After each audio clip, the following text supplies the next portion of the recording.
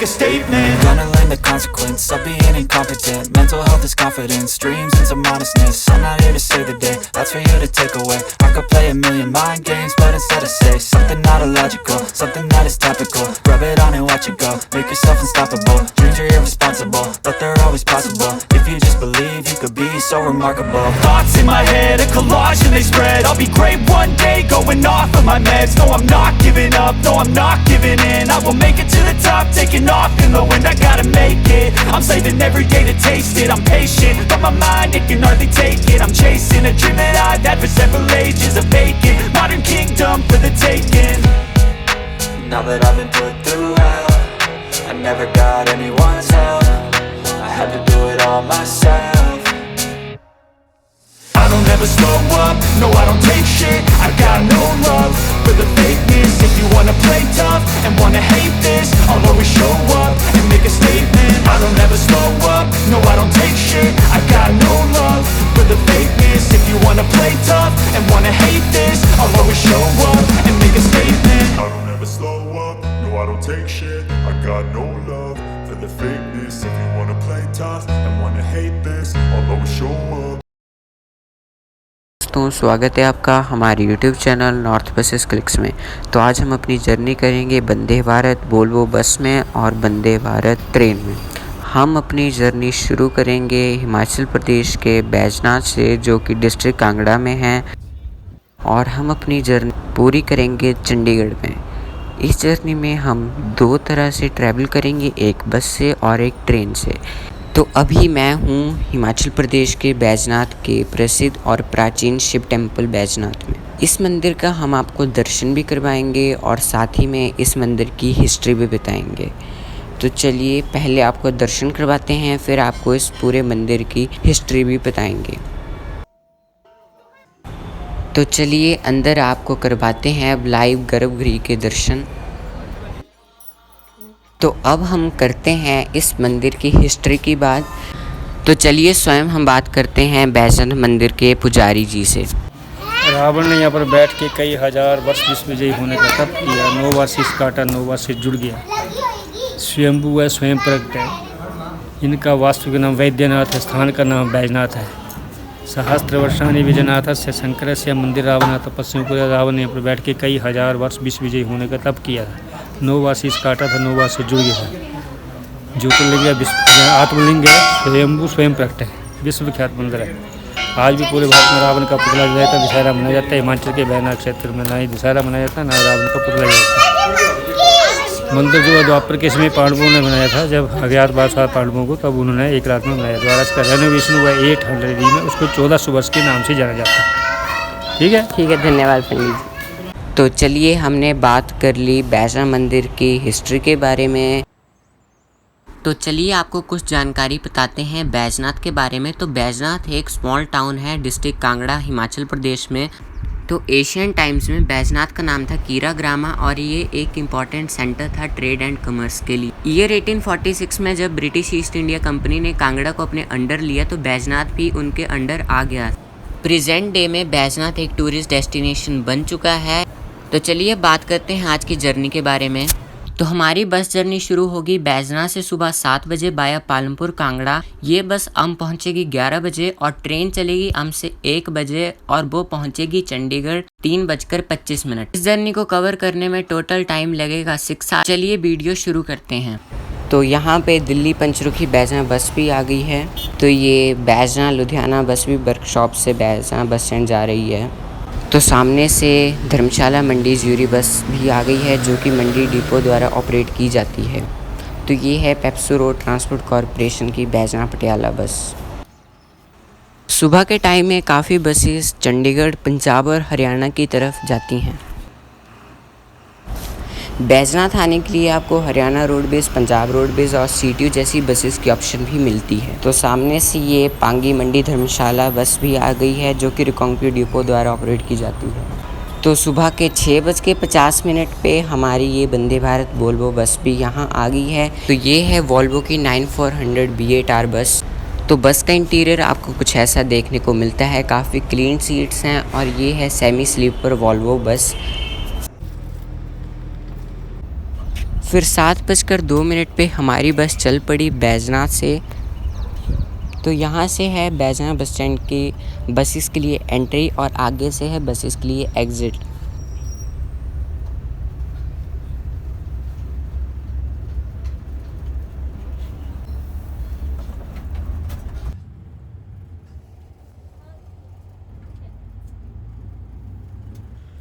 तो फिर बैजनाथ के मोड़ में आगे से एक प्राइवेट बस आ गई, जिस कारण से वॉल्वो को मोड़ने के लिए थोड़ी सी मुश्किल आ रही थी। फिर हमारे ड्राइवर जी ने दूसरे बस के ड्राइवर जी को धन्यवाद की और हम चल पड़े अपने अगले सफ़र पे। फिर हम पहुंच गए पपरोला। पपरोला की मार्केट बैजनाथ मार्केट से काफ़ी बड़ी है और जैसे कि आपको हमने शुरू की वीडियो में बताया था कि बैजनाथ में कोई भी ज्वेलर की शॉप नहीं है, तो सारी ज्वेलरी की शॉप्स पपरोला में ही हैं। तो फिर हम पहुंच गए अलीलाल कैंट। अलीलाल कैंट एक आर्मी एरिया है और बैजनाथ से पालमपुर के बीच 2 आर्मी एरियाज़ आते हैं। एक है पालमपुर मिलिट्री स्टेशन और एक है अलीलाल मिलिट्री स्टेशन। आप साइड में कांगड़ा वैली टी गार्डन्स देख सकते हैं जो काफ़ी सुंदर दिखाई देते हैं। फिर हम पहुंच गए पालमपुर साइंस सेंटर, जो कि एक काफ़ी अच्छी जगह है स्पेशली स्टूडेंट्स के लिए, और यहाँ पे आपको साइंस से रिलेटेड चीज़ें देखने को मिलती हैं।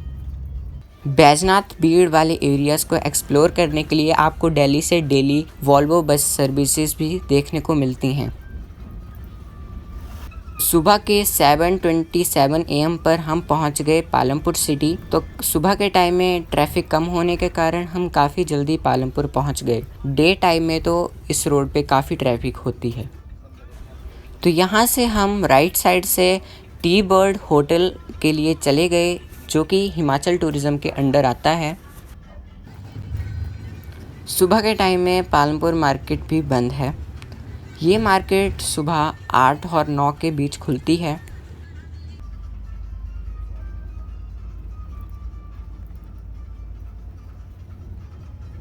तो यहाँ लेफ़्ट साइड से रोड जाता है धर्मशाला चामुंडा की ओर और हम चले गए राइट साइड से टी बर्ड होटल की तरफ। तो ये है ब्रिटिश ईरा के टाइम का पुराना चर्च और यहाँ पे एक ग्रेवयार्ड भी है। फिर हम पहुंच गए टी बर्ड होटल और यहाँ पे हमारे कंडक्टर निशु भाई ऊपर टी बर्ड होटल से कुछ बॉटल के पैकेजेस लाने गए।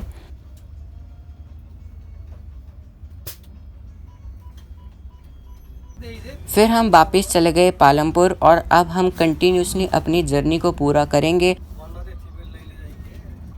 तो बस में आपको काफ़ी अच्छी सेमी स्लीपर सीट्स देखने को मिलती हैं और आपको लेग रेस्ट भी देखने को मिलती है।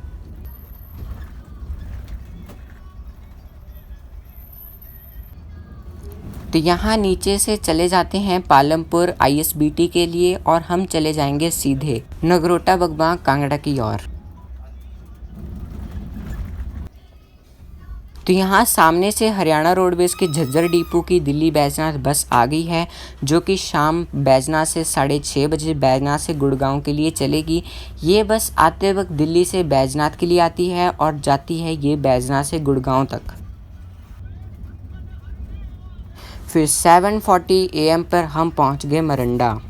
यहाँ लेफ़्ट साइड से रोड चला जाता है सुजानपुर हमीरपुर की ओर, सीधे चला जाता है कांगड़ा की ओर। तो ये है कांगड़ा वैली टॉय ट्रेन की नैरो गेज रेलवे लाइन, जो कि पठानकोट से जोगिंदरनगर के बीच बिछाई गई है। सुबह के टाइम में कांगड़ा वैली का तो कुछ अलग ही नज़ारा आता है। सामने ऊंचे ऊंचे पहाड़ और बीच में हरे भरे खेत। यहाँ सामने ये गुड़गांव बैजनाथ बस भी आ गई है, जो कि बैजनाथ डिपोट द्वारा ऑपरेट की जाती है।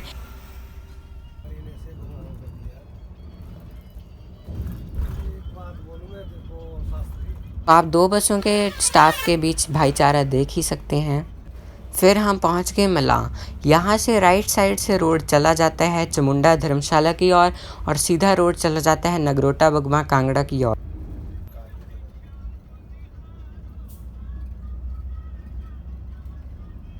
8:08 पे हम पहुंच गए नगरोटा बगवा। तो ये है नगरोटा बगवा का ISBT।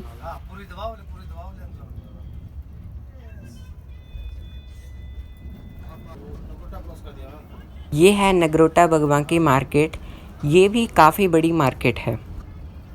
तो नगरोटा बगवा में हमें बैजना लुधियाना बस भी मिल गई, जो कि बैजना से सुबह 6:40 पे चलती है और हमने इस बस से ओवरटेक भी ले लिया।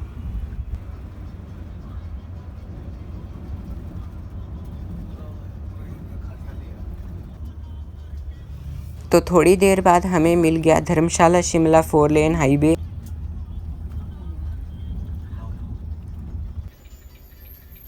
फिर हम पहुंच गए मटौर। तो मटौर से लेफ़्ट साइड से चला जाता है रास्ता कांगड़ा के लिए और राइट साइड से चला जाता है पठानकोट के लिए। हम भी लेफ़्ट साइड से ही जाएंगे।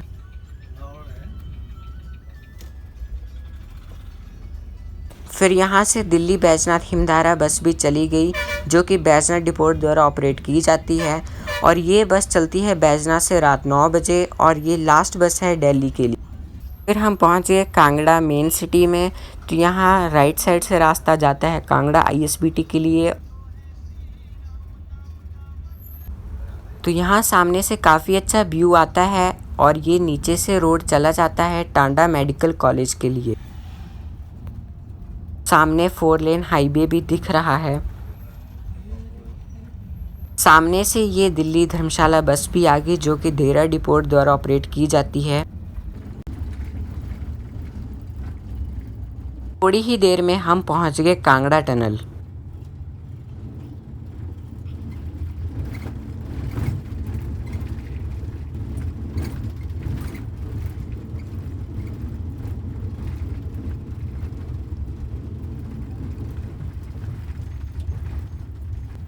यहाँ पे कंस्ट्रक्शन वर्क चला है और सामने ये टनल बन रही है धर्मशाला के लिए।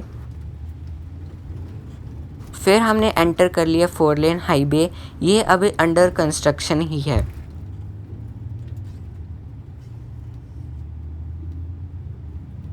तो यहाँ ये डाइवर्शन का बोर्ड भी लगा है और हम चले जाएंगे पुराने रूट से, जो कि पहले जाता था रानीताल के लिए।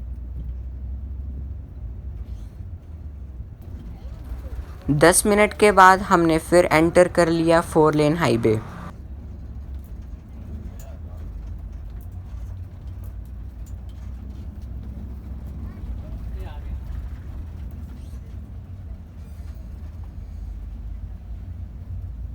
तो यहाँ पे इस हाईवे का ये टोल प्लाज़ा भी बन रहा है, जो अभी अंडर कंस्ट्रक्शन ही है।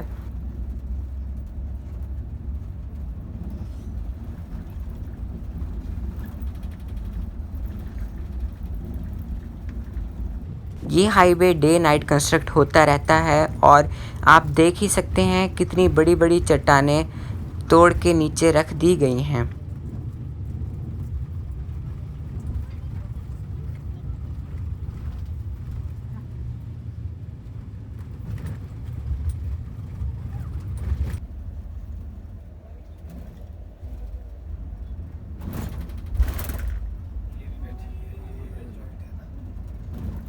रानीताल की तो पूरी लुक ही चेंज हो चुकी है।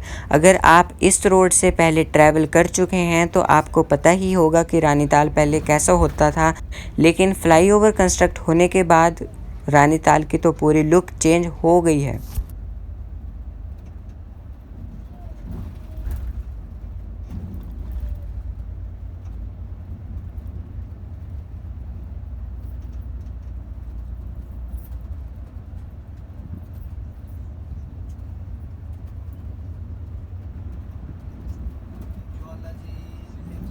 यहाँ पर तो कुछ पता ही नहीं लग रहा है। नीचे से रोड चला जाता है ज्वालाजी शिमला के लिए और ऊपर से देरा बनखंडी के लिए।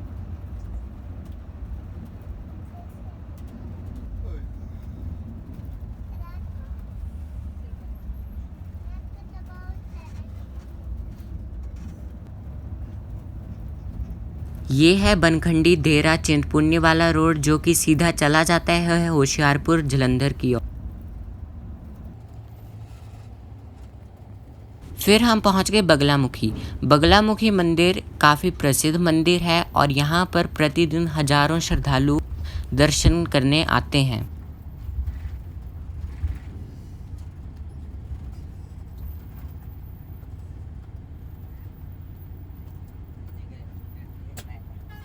यहाँ पे मैक्सिमम बिल्डिंग्स का कलर येलो है।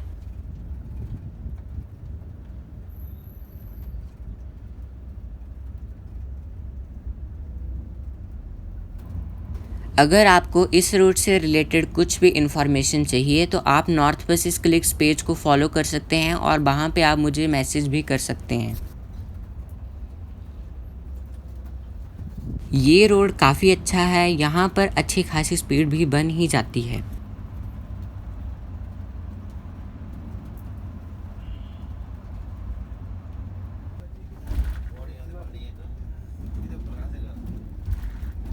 लेफ्ट साइड से हम मुड़ गए देहरा के लिए।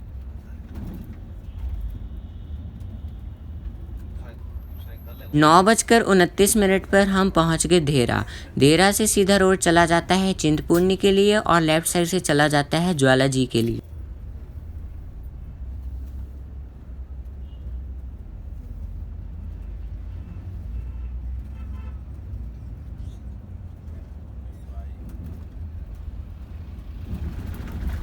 ये है ब्यास रिवर पे बना ब्रिज।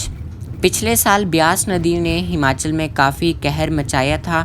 मंडी और कुल्लू क्षेत्रों को काफ़ी नुकसान भी पहुंचा था ब्यास नदी की वजह से।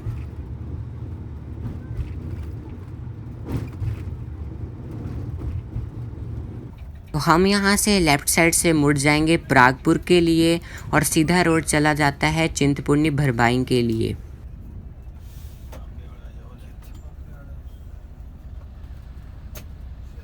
तो 9:40 पे हम पहुंच गए प्रागपुर।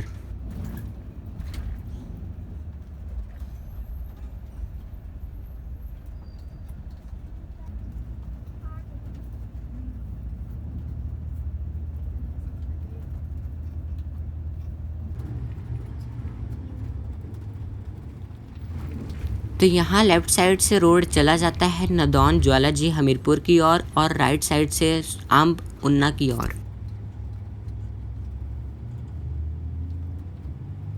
सामने से ये उन्ना डिपो की दिल्ली शाहपुर बस भी आ गई है।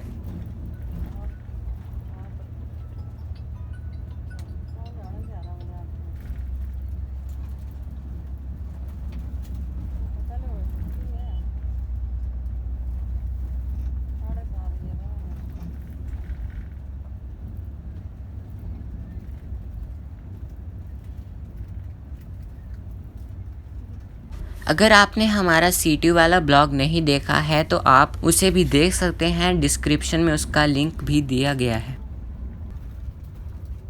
तो सामने ये अंब भी दिखाई दे रहा है और अब हम अंब पहुंचने ही वाले हैं। तो 10:30 बजे हम पहुंच गए अंब। तो यहाँ हम सीधा चले जाएंगे रेलवे स्टेशन के लिए और राइट साइड से रोड चला जाता है गगरेट होशियारपुर के लिए। मेन अंब सिटी से रेलवे स्टेशन 1.2 किलोमीटर दूर है। 5 मिनट में हम पहुंच गए अंब अंदौरा रेलवे स्टेशन। ये रेलवे स्टेशन काफ़ी अच्छा बनाया गया है। इस रेलवे स्टेशन को ज़्यादा रेनोवेट किया गया वंदे भारत ट्रेन के स्टार्ट होने के बाद। तो यहाँ पे हमारी बस जर्नी होती है ख़त्म। तो हम अब करेंगे ट्रेन जर्नी। तो यहाँ बस खड़ी हो गई अपने पार्किंग एरिया में और अब ये बस चलेगी वंदे भारत ट्रेन के आने के बाद। अंब रेलवे स्टेशन का काफ़ी ज़ोरों शोरों से रेनोवेशन का काम चला है।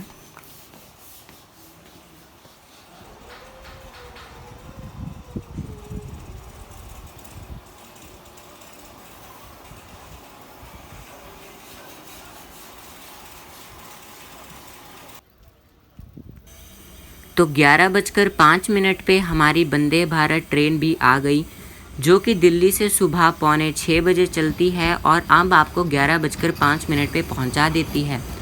इस ट्रेन का नंबर है 22448। ये ट्रेन हफ्ते में सिर्फ ट्यूसडे को नहीं चलती है, बाकी के 6 दिन ये ट्रेन दिल्ली से अंब और अंब से दिल्ली जाती है।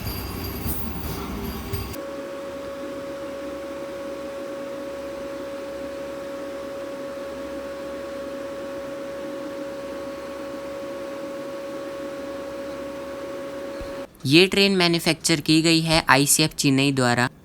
सामने ये साबरमती दौलतपुर एक्सप्रेस ट्रेन भी आ गई है।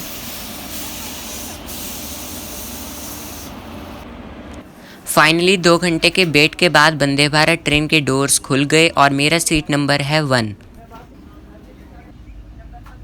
तो 1 बजे हमारी ट्रेन चल पड़ी अंब अंदौरा रेलवे स्टेशन से।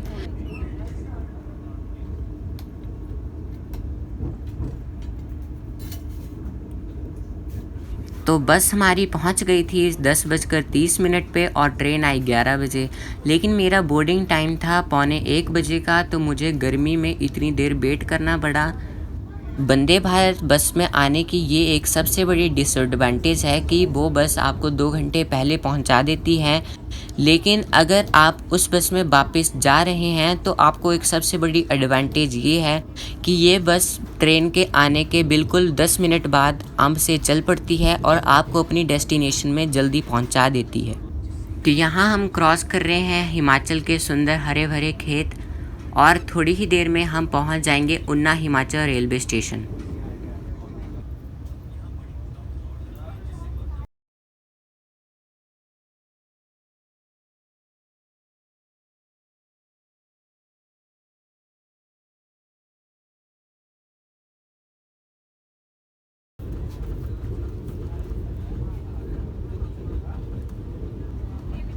इस ट्रेन में आपको 2 तरह के कोचेस देखने को मिलते हैं, एक है EC कोच और एक है CC कोच।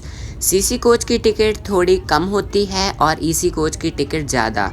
दोनों में डिफरेंस इतना है कि CC कोचेस की सीट्स रोटेट नहीं होती हैं और EC कोच की सीट्स रोटेट होती हैं। तो यहाँ पर कर्व पर हमारी ट्रेन का काफ़ी अच्छा व्यू आ रहा है। मेरा कोच नंबर था C2 जो कि ट्रेन का सेकंड लास्ट कोच है। तो 1:20 पे हम पहुंच गए ऊना हिमाचल रेलवे स्टेशन। यहाँ पे हमारी ट्रेन का 2 मिनट का हॉल्ट होगा और ये हिमाचल प्रदेश का लास्ट सबसे बड़ा रेलवे स्टेशन है। तो हमारी ट्रेन यहाँ से 2 मिनट बाद चल पड़ी और अब ये ट्रेन नंगल डैम में 10 मिनट का हॉल्ट लेगी। वहाँ पे कोई भी पैसेंजर बोर्ड नहीं करेगा।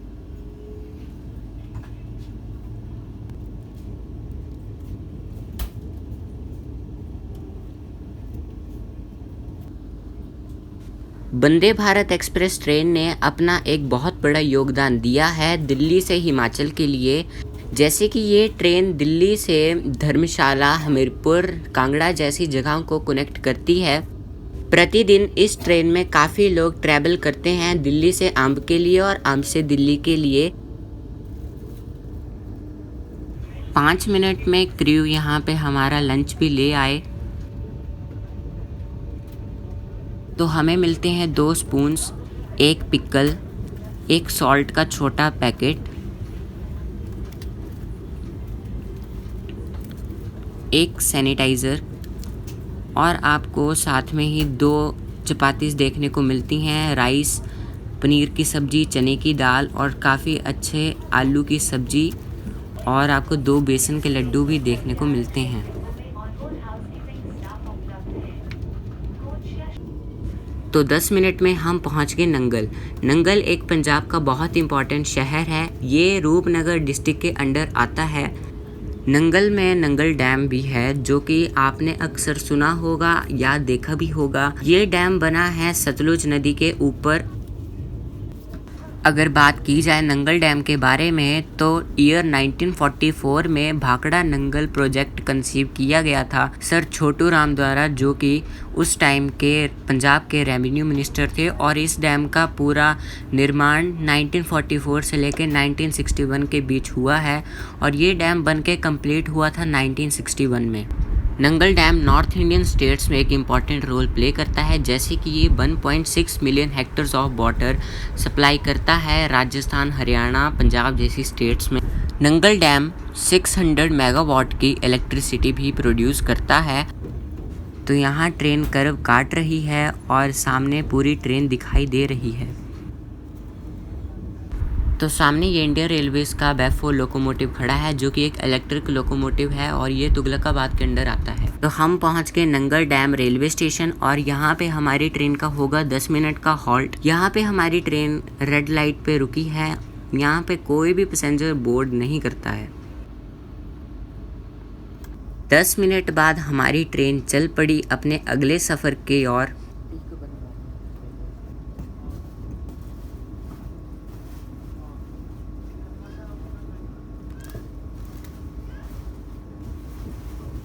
ट्रेन में काफ़ी टेस्टी बेसन का लड्डू भी मिला है। तो ट्रेन से दिख रहे हैं पंजाब के हरे भरे खेत। तो अभी हमारी ट्रेन की स्पीड है 109। हमारी ट्रेन नंगल डैम से लेकर चंडीगढ़ जंक्शन तक धीरे ही चलती है क्योंकि रेलवे लाइन पुरानी है और अगर स्पीड में चली तो कुछ भी डैमेज रेलवे लाइन में आ सकता है।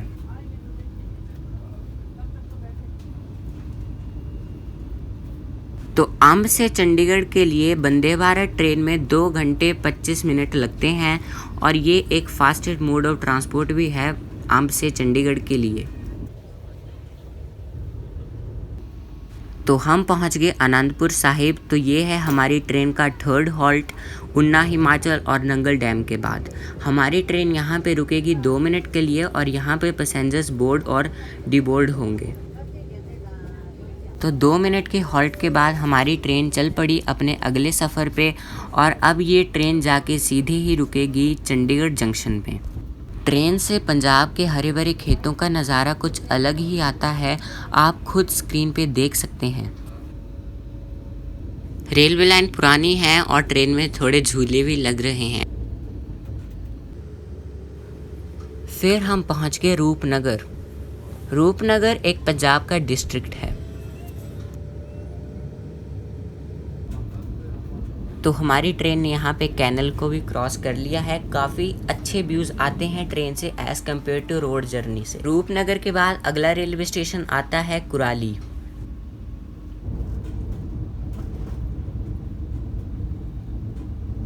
कुराली के बाद अगला रेलवे स्टेशन आता है मोरिंडा और मोरिंडा के बाद अब सीधा रेलवे स्टेशन आएगा चंडीगढ़ जंक्शन।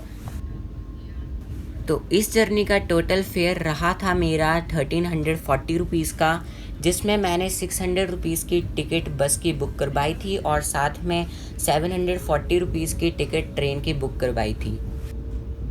तो बस की टिकट आप ऑनलाइन बुक करवा सकते हैं हिमाचल टूरिज़्म की ऐप या फिर ऑनलाइन वेबसाइट से, और ट्रेन की बुकिंग मैंने करवाई थी रेड रेल से। तो फिर मोरिंडा के बाद 15 मिनट में हमने कर लिया एंटर चंडीगढ़ और चंडीगढ़ रेलवे स्टेशन में हमारी ट्रेन रुकेगी प्लेटफॉर्म नंबर 2 पर। पहले ये ट्रेन रुकती थी प्लेटफॉर्म नंबर 1 पे, लेकिन चंडीगढ़ रेलवे स्टेशन का कुछ काम चल रहा है जिस कारण से ट्रेन अब प्लेटफॉर्म नंबर 2 पे रुकती है। तो ट्रेन से हो गए हम डीबोर्ड। तो आपको हम मिलते हैं अपने नए ब्लॉग्स में। तो तब तक आप करें वीडियो को लाइक, चैनल को सब्सक्राइब और इंस्टाग्राम में भी आप हमें फॉलो कर सकते हैं। धन्यवाद।